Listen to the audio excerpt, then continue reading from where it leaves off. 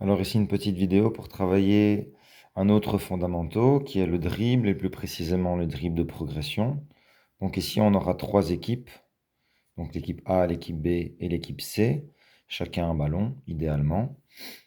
Alors c'est le A qui va décider du départ, il va donner donc un signal de départ pour les deux autres équipes, tout simplement en commençant à dribbler.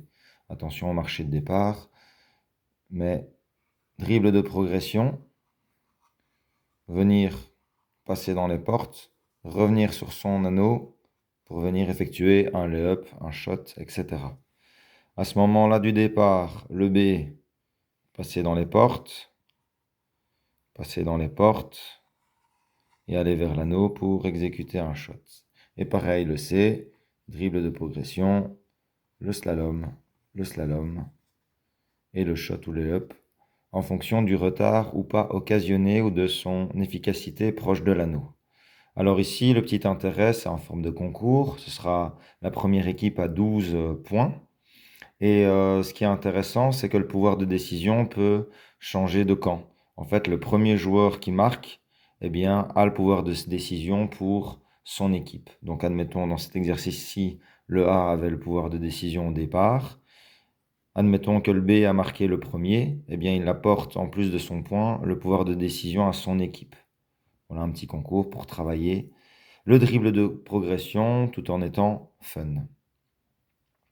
Une variante que tu peux ajouter dans le pouvoir de décision, c'est aussi de choisir l'anneau sur lequel ils vont shotter. Un exemple concret, le A a le pouvoir de décision au départ, dribble entre les plots, mais cette fois-ci, au lieu de retourner vers son anneau, il franchit le terrain pour aller marquer de l'autre côté. Eh bien, les deux autres joueurs doivent réagir et aller shotter sur l'autre anneau. Une deuxième variante que tu peux imaginer, c'est d'ajouter des feintes. Et donc au dernier moment, en quelque sorte, il peut changer d'anneau, mais attention, sois cohérent, surtout en U12, avec le retour en zone. Donc fixe-toi une limite. Donc il peut aller jusqu'à la demi-terrain pour ensuite retourner sur son anneau ou le franchir. Mais une fois que c'est franchi, eh bien, reste dans les règles du basket et n'autorise pas le retour en zone.